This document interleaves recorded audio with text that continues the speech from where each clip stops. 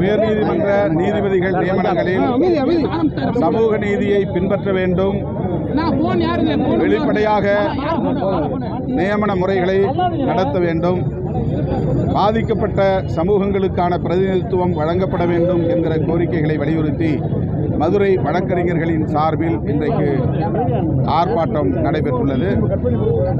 இந்த கோரிக்கையை விடுதலை சிறுத்தைகள் கட்சியின் சார்பில் ஆதரிக்கிறோம்.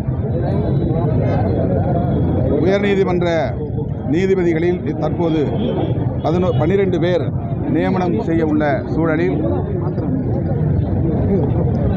அனைத்து பாதிக்கப்பட்ட அல்லது ஒடுக்கப்பட்ட சமூகத்தை சார்ந்தவர்களுக்கு, குறிப்பாக தென் மாவட்டங்களில் பிரமலை கல்லர் சமூகம், அருந்ததியர் சமூகம், குதிரை வண்ணார், மறவர், ஆதிதிராவிடர் போன்ற சமூகத்தின் பிரதிநிதிகள் இதுவரையில் நீதிபதிகள் நியமனங்களில் இல்லை என்கிற குறை இருக்கிறது. இது தொடர்பாக பார் கவுன்சில் தீர்மானம் நிறைவேற்றின் கவனத்திற்கு கொண்டு செல்லப்பட்டிருக்கிறது.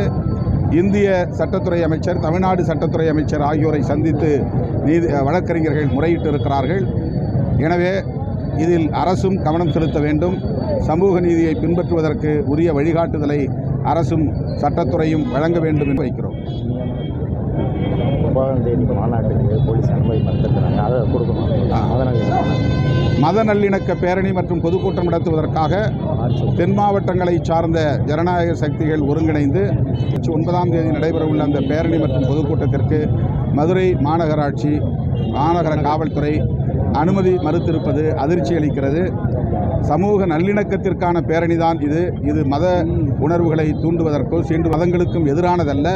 அனைத்து மதங்களை சார்ந்தவர்களும் பங்கேற்கக்கூடிய சமூக நல்லிணக்க பேரணி பொதுக்கூட்டம். எனவே மதுரை மாநகர காவல் வேண்டுகோள் விடுக்கிறேன். சார், கூட்டணி சொல்லிட்டு முதலமைச்சர் மட்டும்தான் சொல்றாரு. கூட்டணியில் இருக்கிறவங்க யாருமே சொல்றது கிடையாது. கள்ளச்சாராயம் அப்புறம் முடியாத ஒரு சூழ்நிலை இருக்கு அப்படின்னு சொல்லிட்டு நேற்றைய தினம் அமைச்சர் செந்தூர் சொல்லியிருக்காரு. சார், நீங்க எப்படி பார்க்குறீங்க?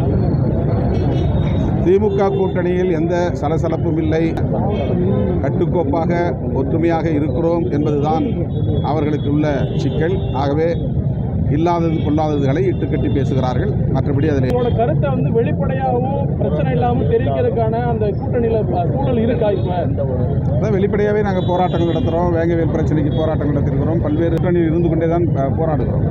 கோரிக்கைகளை வெளிப்படையாக தான் பேசுகிறோம். முதல்வரை சந்தித்து முறையிடுகிறோம். எல்லாமே வெளிப்படையாக தான் நடக்குது. எதுவுமே வெளிப்படையாக எதிர்கட்சியானவர் போல்டா சொல்லக்கூடியவர், அவர் ஏன் இவ்வளவு காமா இருக்காருன்னு தெரியல. அவருக்கு அந்த நெருக்கடி இருக்கிறதுனால தான் இருக்காரு. ஒரு நெருக்கடியும் இல்லை. திமுக கூட்டணியில் விடுதலை சிறுத்தைகளும் ஒரு அங்கம். அந்த கூட்டணியை உருவாக்கியதில் விடுதலை சிறுத்தைகளுக்கும் ஒரு பங்கு இருக்கிறது. அந்த கூட்டணியை காப்பாற்ற வேண்டிய பொறுப்பும் விடுதலை சிறுத்தைகளுக்கு உள்ளது. ஆகவே அந்த அனைத்து பொறுப்புகளையும் படவில்லை. கூட்டணியில் இருந்தும் கூட நாளை ஜட்ஜஸ்